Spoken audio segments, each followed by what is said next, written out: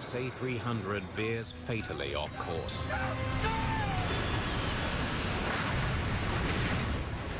It was the biggest human loss in Indonesian history. It really was overwhelming. These are two pieces we need to find. The task was to find the black box. As investigators begin to examine the evidence, Indonesia 152, turn right heading 046 here. Right on course. each new clue is more perplexing than the last. Let's go around town. We cannot figure it out. The impact point was nowhere near where we would expect the aircraft to be. Where did they think they were going? We just didn't understand that.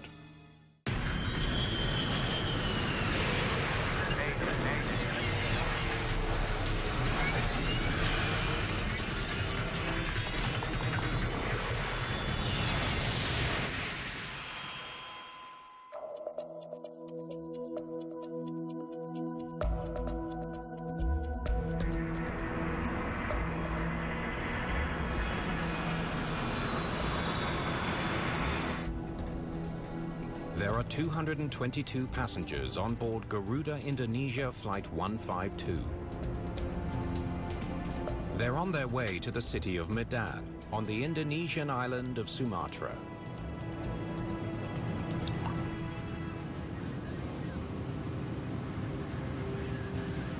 Let's stay on autopilot as long as we can. Yes, sir. Captain Rachmo Wiogo has been flying in Indonesia for nearly 20 years. He's extremely familiar with today's flight path. For missed approach, climb straight ahead to 2,500 and contact ATC. You don't have to write this down. Just relax. Yes, okay, sir. Tata Zuwaldi has only recently upgraded from flight engineer to first officer. The plane they're flying is an Airbus A300, one of the most reliable commercial airliners in the sky. Flight 152 left the Indonesian capital of Jakarta nearly 90 minutes ago. Headed northwest, it is expected to arrive at its destination in about half an hour. Surface winds calm, visibility 400 meters. An automated weather report alerts the crew to one factor about their flight that's not routine. Present weather, smoke. Forest fires in Sumatra have sent a thick blanket of smoke across all of Southeast Asia. It's wreaking havoc on people's health and on air traffic. Smoke is limiting visibility to a degree that would make the descent and the approach really quite difficult. Not impossible, but really quite difficult. The cabin crew of Flight 152 begin preparing for the upcoming descent. On the ground, it's a busy afternoon for Medan air traffic controllers. Indonesia 152 requesting descent clearance. They're handling flights from several domestic airlines, including Merpati, Burak, and Garuda Indonesia. Confirming descent to flight level 140. The controller clears Garuda 152 to begin its descent. Descending to flight level 140. Indonesia 152.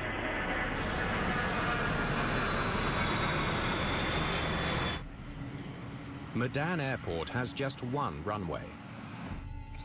Right now, the controller has a Burak Airlines flight ready to take off. He needs to slow the approaching Garuda flight until that plane clears the runway. Indonesia 152, descend to 3,000 feet for runway 05. Reduce speed 220. Reduce speed to 220 knots, Indonesia 152.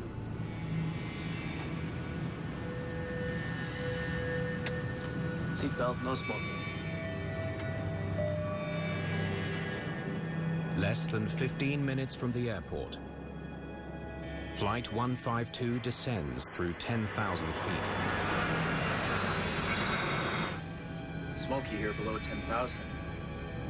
Oh, yeah. The pilot would never have been able to get any external visual cues. He would have been flying entirely on instruments. The reduced visibility puts added pressure on the controllers. If there is smoke all the way down to the ground, the controller knows the pilot is going to encounter problems. They're going to need all the help they can get, and the controlling should be very accurate. The captain adjusts the power to his engines. For Patty 152, turn left heading 240 to intercept runway 0. Number 1 always lags behind a bit, so keep an eye on it for me. Okay. Indonesia 152, do you read? Indonesia 152, say again. Okay, turn left heading 235 now to intercept runway 05. Roger, left heading 235. Indonesia 152. The plane below has now taken off. The runway is clear. Burak 683, turn left heading 120. Indonesia 152, traffic clear, descend to 2,000 feet. Descending to 2,000 feet, Indonesia 152. If it wasn't for the heavy smoke, passengers would be able to see the ground by now. They had very limited visibility. Anybody who's driven a car in fog will know what I'm talking about. Indonesia 152, turn right heading 046. Turn right heading 046, Indonesia 152. Flaps 8. Speed check. Flaps 8. The cockpit is hot. See what you can do. It's so hot. It's set to cool, so it should be fine. Any second now, the controller expects to see Flight 152 turn onto final approach.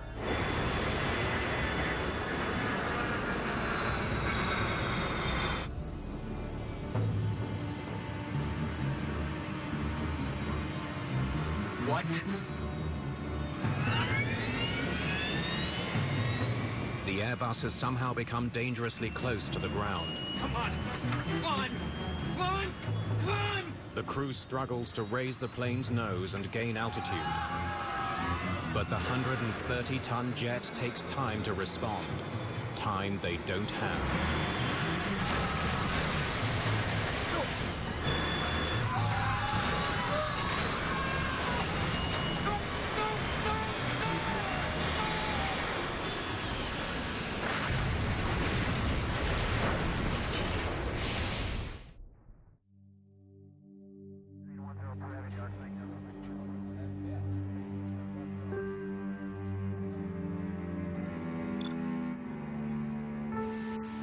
Locals rush to the crash site, 17 miles from Medan Airport. It's soon clear there's nothing they can do to help. All 234 people on board the flight are dead. This is the deadliest aviation accident in Indonesia's history. The entire nation wants answers. We should come to the answer on not only what happened, how it happened, but also why it happened. Investigators soon joined the throngs of police and locals already at the crash site. Let's see how far back this wreckage goes. Santoso Seogo is a key member of the investigative team, and the accident has affected him personally. I knew both the captain and first officer for a long, long time. When you found out that your two friends was the victim of the accident, it's quite a shocking experience. Santoso! We'll need to secure the site somehow. The Air Accidents Investigation Branch sends Rob Carter to assist with the investigation. The site was chaotic. There were lots of people around, some in uniform, but it didn't seem like very many. There was no overall control, lots of people doing different things, very little that seemed to be related to accident investigation. The smell was almost overpowering at that stage, coupled with the heat and the humidity and the pollution. It really was overwhelming. The chaotic scene is an immediate concern for Carter. He's worried the lack of security could compromise the investigation.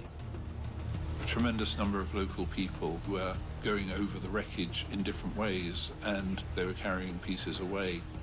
We worried that they might be carrying away bits of aircraft which we'd be really interested in.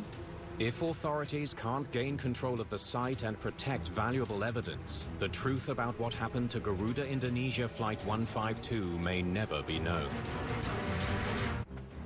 Okay, good.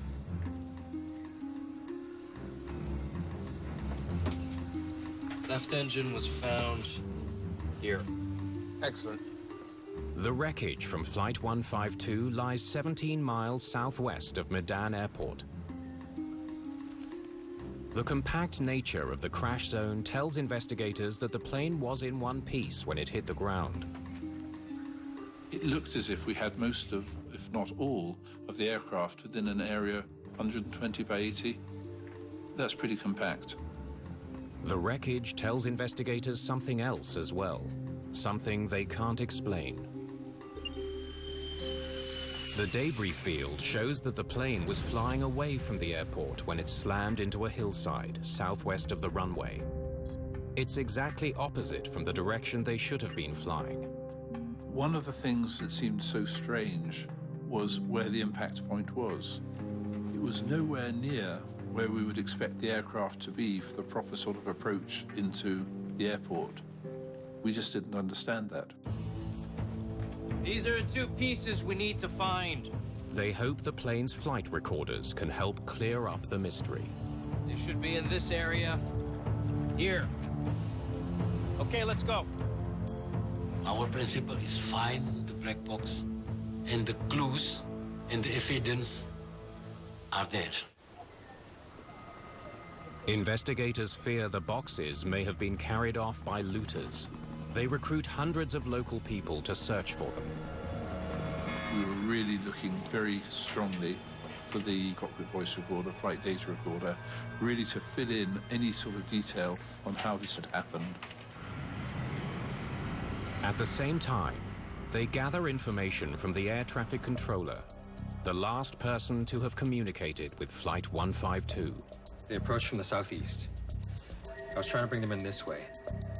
Left turn, then a right turn that gets them into runway 05.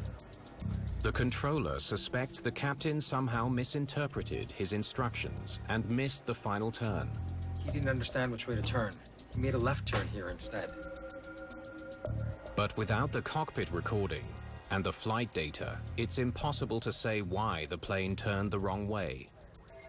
Perhaps there was a mechanical failure or some other last-minute crisis.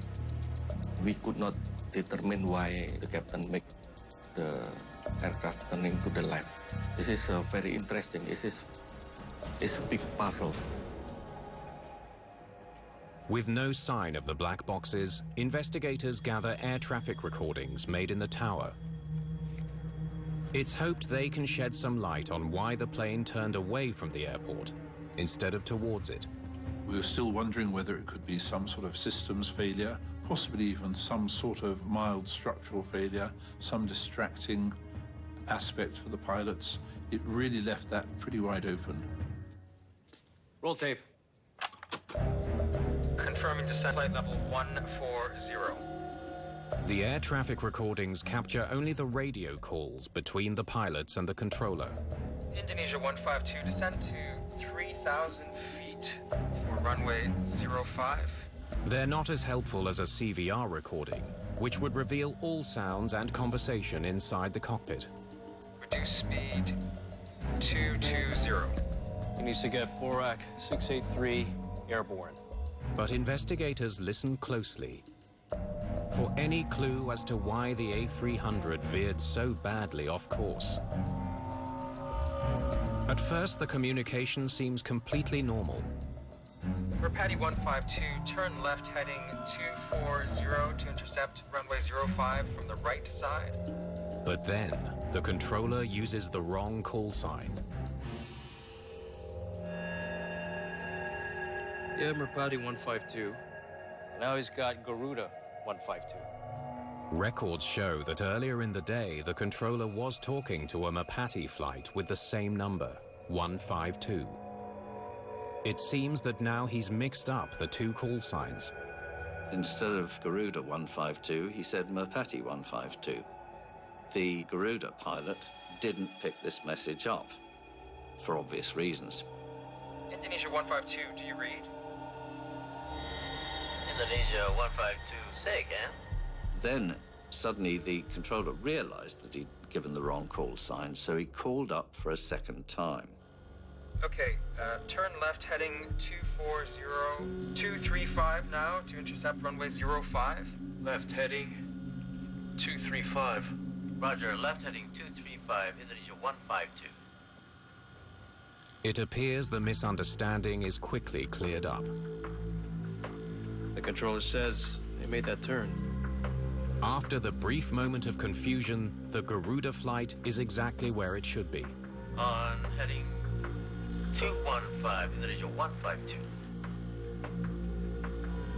That puts them about here, right on course. One more right turn, and he's lined up with the runway. Indonesia 152, turn right heading 046. There it is, clear as day. Turn right heading 046, Indonesia 152. Okay, stop there. They definitely understood. Turn right. How the flight went so horribly wrong in the final few moments is baffling. It's in the exact opposite direction they were told. Why? The ATC gave instruction Indonesia 152 turn right onto heading 046, but the aircraft turned to the left. At that stage, we do not have any clue at all. Investigators need the CVR if they hope to figure out what exactly went on in the cockpit of Flight 152.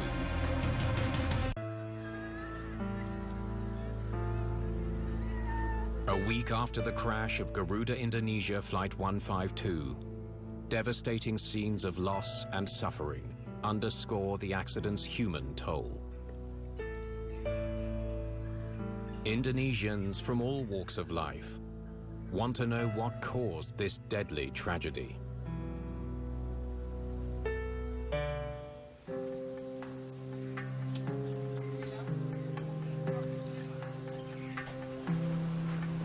They have to be somewhere. Let's go back to where we started and look again. Let's go. Come on. Let's go. There's still no sign of the plane's black boxes.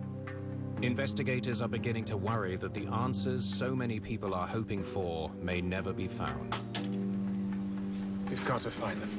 It was very frustrating not having the cockpit voice recorder and the flight data recorder. They are really crucial to understanding the subtleties of an aircraft accident. The terrible conditions at the accident site aren't helping. At that time, it was rainy season, and we can imagine how bad it was and slippery as well.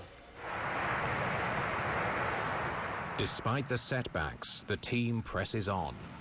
Let's see if we can figure out what this plane was doing. They collect key pieces of wreckage, including flight instruments from the cockpit. Sorianto Tajono of the National Transportation Safety Committee hopes those instruments will tell him how the plane was performing. We could not find the black box, so we use anything from the cockpit, like the gauges, any instrument in the cockpit. Many of the gauges on this version of the Airbus are electronic, which means that when they lose power, they display their final readings like a snapshot in time. When electrical power goes off, the instrument freezes. Those readings provide valuable insight into the final moments of Flight 152. There it is. Looks like 1.552.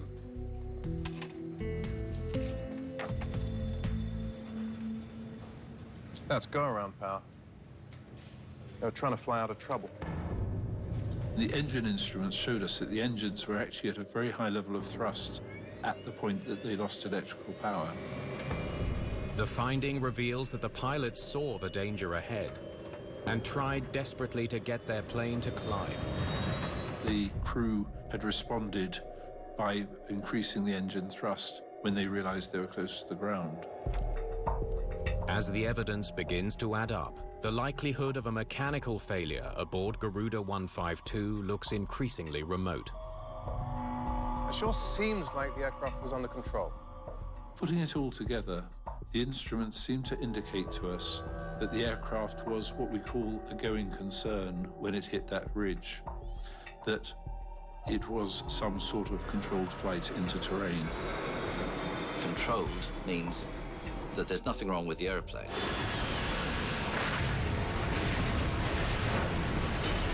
And yet it plows into a mountainside.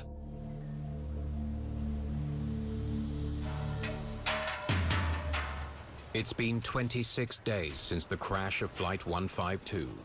Investigators still have no explanation for its mysterious final turns and fatal impact. But then, they get their first big break.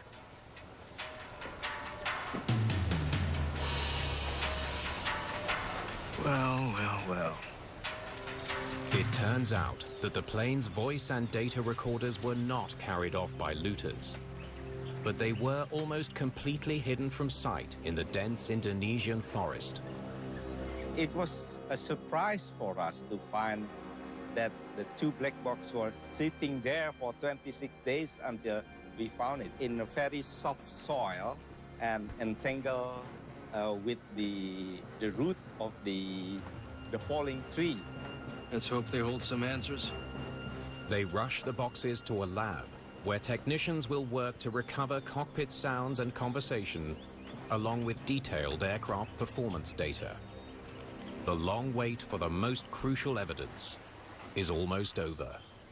We try to concentrate first on the FDR and try to figure out the flight path of the aircraft. When investigators plot the newly found data, they see that it finally rules out any chance of a mechanical failure. So, left away from the airport, and then a right turn, smack into the mountains. It clearly shows that the pilots deliberately commanded that fatal turn. Where did they think they were going? Can you bring me the descent profile, please?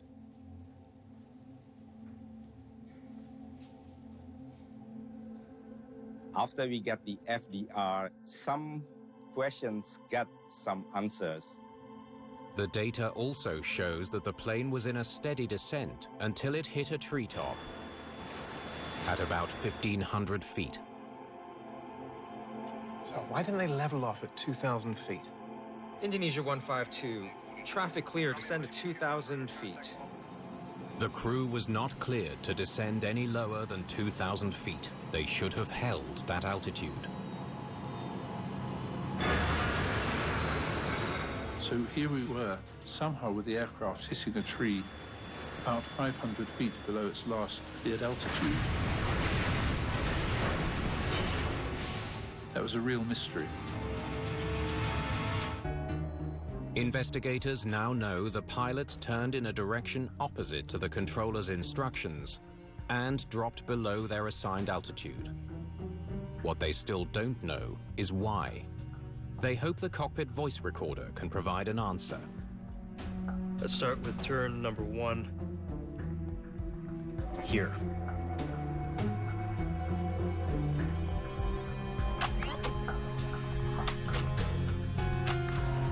Indonesia 152 requesting descent clearance. For Santoso Seogo, the job of listening to the recording comes with an extra burden. I knew both pilots, the captain and the first officer, and I personally can recognize whose voice are coming from the CVR. It's not easy to listening to the tape. For Patty 152, turn left heading 240 to intercept runway 05 from the right side. Okay, that's the confused call sign. Number 1 always lags behind a bit, so keep an eye on that for me. Okay. The tape reveals that the Garuda pilots don't respond to the first instruction because they don't think it's for them. Indonesia 152, do you read? Indonesia 152, say again.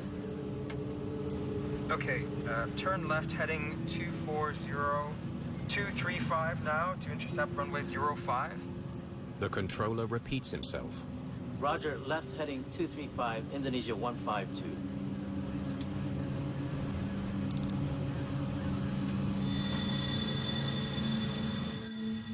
The crew then make the turn as instructed. Why so far out? So far out. And yet, the recording leaves investigators with a disturbing impression. 152, heading 235. Confirm that we are clear of the mountainous area. He doesn't sound sure of where he is. There seemed to be some degree of confusion between the pilots and the air traffic controller as to where the aircraft was. Confirm, sir. Continue turning left heading 215. They're on course. A right turn toward the runway is next. Indonesia 152, turn right heading 046. Turn right heading 046, Indonesia 152. They turn left instead. What investigators hear next makes the left turn even more baffling. Flaps 8. Speed check, flaps 8. Even though the crew is turning away from the airport, they're configuring their plane as though heading towards it. Why would you extend flaps while turning away from the airport?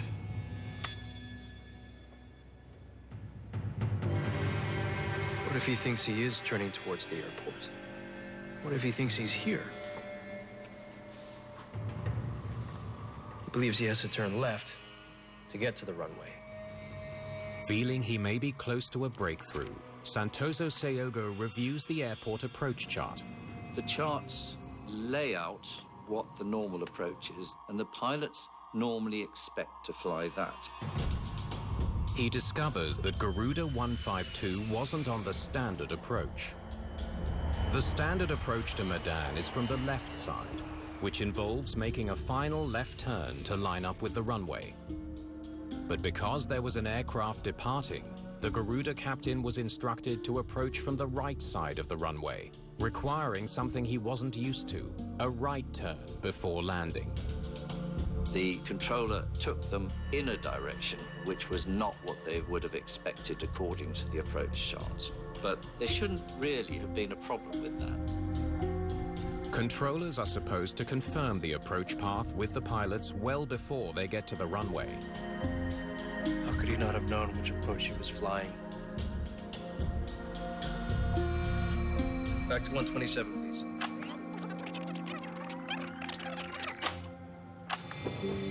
For Patty 152, turn left heading 240 to intercept runway 05 from the right side. As Santoso Seogo listens again to what he thought was a harmless call sign mix-up, he suddenly realizes that it had major consequences. Indonesia 152, say again. When the controller repeats the approach instructions, he leaves out a critical detail. Turn left heading 235 now to intercept runway 05. He didn't repeat which side they were approaching from. He should have made it clear you're not going to come in from the left-hand side of the runway. You're going to come in from the right-hand side. He thinks he's flown past the airport when he's told to make this turn. He's expecting the next turn to be a left turn, but instead he's told to turn right. It seems that the captain, still unable to see the ground through the smoke, dials in a left turn out of habit. It is a tragic error that leads to disaster. But investigators now wonder, why did the first officer not notice his captain's mistake? Indonesia 152, turn right heading 046. Turn right heading 046, Indonesia 152. First Officer Zuwaldi clearly acknowledges the instruction for a right turn, yet seconds later the plane turns left. It's almost impossible to understand. Investigators have established that the captain of Garuda Indonesia Flight 152 made a fatal turn after a radio call mix-up left him with a confused mental picture of the approach he was flying. The vectors, the directions given them by the air traffic controller, can create a bit of confusion. Controllers didn't make it clear enough to the pilots that this was not going to be the standard pattern. Indonesia 152, turn right heading 046. Turn right heading 046. Indonesia 152. They focus on the words of the first officer in an attempt to understand why he didn't immediately react to the wrong turn. It's getting hot, isn't it? Cockpit is hot. Let's see what you can do. It's so hot. The captain asked the first officer to check the air conditioning. The co-pilot turned his eyes upward to the panel where you check the air conditioning controls. The brief distraction diverts the first officer's attention from his instruments at a critical moment. It's set to cool, sir. It should be fine. As a result, the co-pilot missed crucial information from the instruments. Turn right. He looked back. He was surprised to find out that the aircraft turning to the left instead turning to the right. Indonesia 152, confirm turning left or right heading 046. Turning right, sir. Sorry, Captain. Sorry.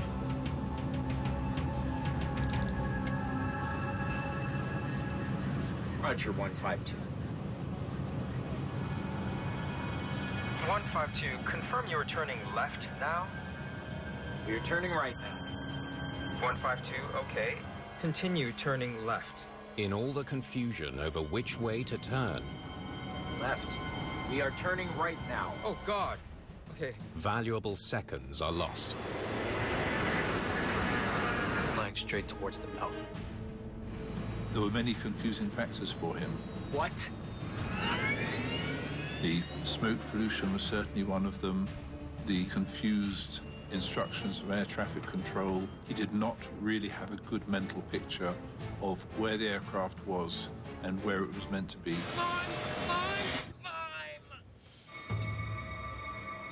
The moment they took the wrong turn, they were doomed. It was this uncertainty, lack of clarity in the captain's head, which really let this accident happen.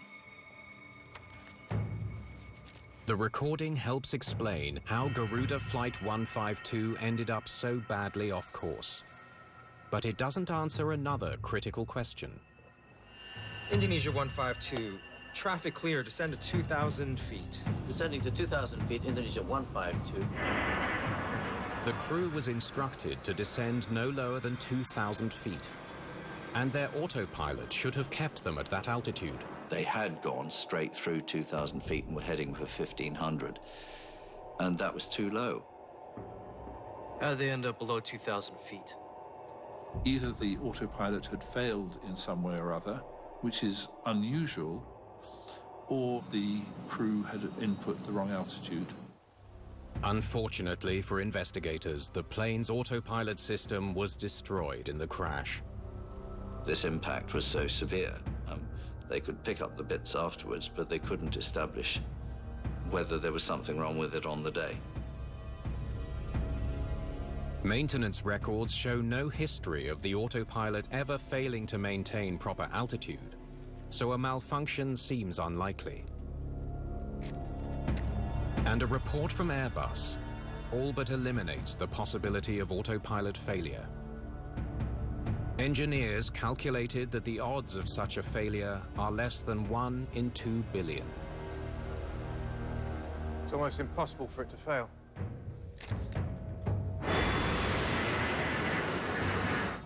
Descending to 2,000 feet, Indonesia 152. Investigators suspect the captain made an error while entering his minimum altitude. It was more probably crew missetting than it was autopilot failure. Indonesia 152, confirm turning left or right, heading 046. Turning right, sir. Sorry. Sorry. Roger, 152. As the aircraft passes below its target altitude of 2,000 feet, 152, confirm you are turning left now? We are turning right now. the pilots are engaged in a confusing conversation about which direction to turn. 152, okay. Continue turning left. Turn left. Turning right now.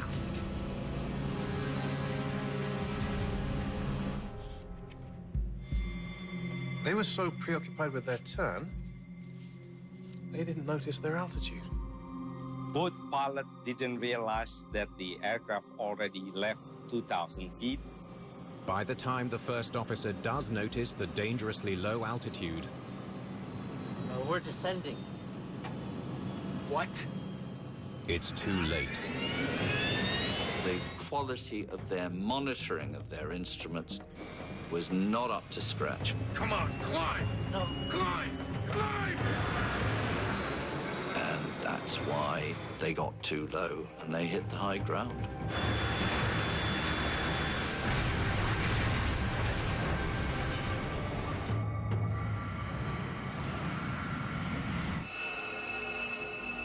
It's finally clear how Garuda Indonesia Flight 152 dropped below the minimum safe altitude.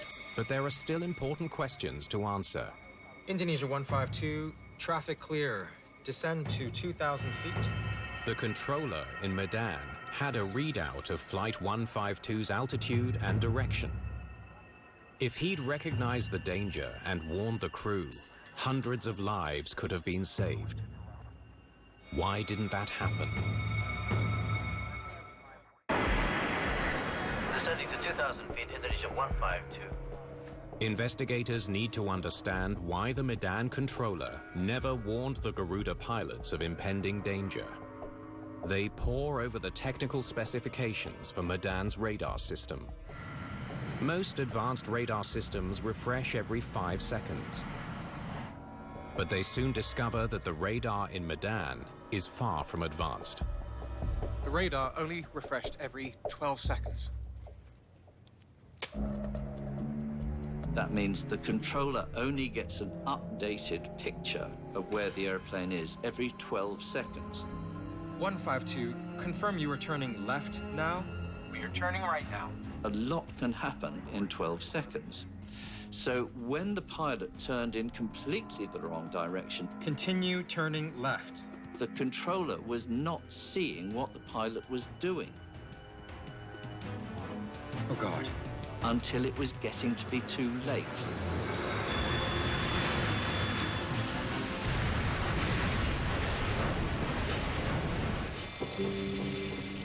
Investigators are close to fully understanding the tragic crash of Flight 152. There's just one last mystery to solve. Most commercial jets have a cockpit alarm that sounds when the plane flies too close to terrain.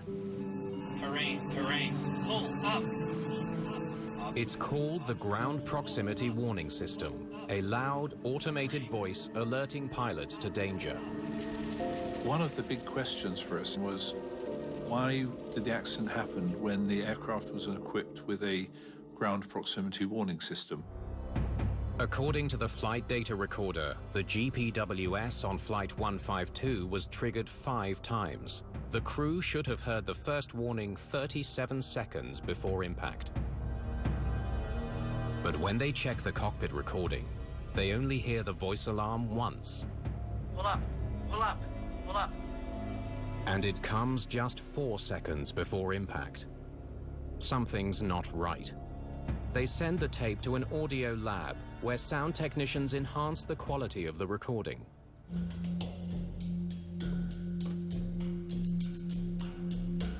Listening to the enhanced tape, investigators make a stunning discovery. Pull up, pull up, pull up. The alert pull up is not the sound of an automated voice. It's definitely Zuwaldi, first officer. Then we realized the recorded of pull up wasn't from the GPWS, but it was from one of my friends. It can mean only one thing. We knew that GPWS was not working. It's ultimately revealed that there is a flaw in the GPWS that prevents a warning from sounding when planes are descending over certain types of mountainous terrain. The GPWS never give the warning to the pilot. Over the years, GPWS has saved countless lives. It was sad in this case that those lives weren't saved, and the modern systems, enhanced GPWS, certainly would have worked way better. Investigators have finally uncovered the tragic series of events that led to the loss of 234 lives. It all starts with a controller who confuses one call sign for another. We're Patty 152, turn left heading 240 to intercept runway 01. One almost lags behind a bit, so keep an eye on it for me. The mix-up means the crew of Flight 152 never hear a critical instruction to approach the runway from the right side, instead of the usual left. Indonesia 152, say again. The captain compounds the problem when he enters an incorrect altitude into the autopilot. Indonesia 152, traffic clear, descend to 2,000 feet. Descending to 2,000 feet, Indonesia 152. The error keeps the autopilot from holding the plane at 2,000 feet, as the crew expects. Thick smoke from forest fires obscures the view of landmarks on the ground. Thinking the runway is to his left, the captain turns away from the airport towards mountains. 152, confirm you're turning left now? We're turning right now. 152, okay. Continue turning left. In the confusion over the turn, no one notices that the Airbus is dropping dangerously close to the ground. Ultimately, the warning that should alert them to the danger never sounds. What? Come on, climb! Climb! Pull up, pull up, pull up.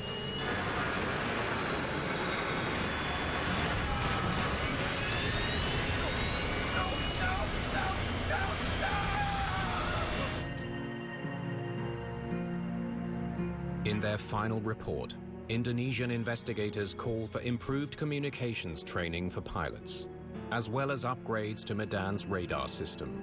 They also advise against using the same flight number for more than one plane on the same route.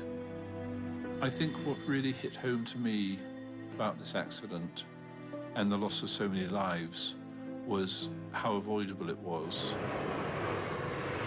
At the end of investigation, we were surprised that there were so many human errors that happened one after another. All of these things came together to make an accident very much more likely. If you took away any one of those factors, the accident might not have happened.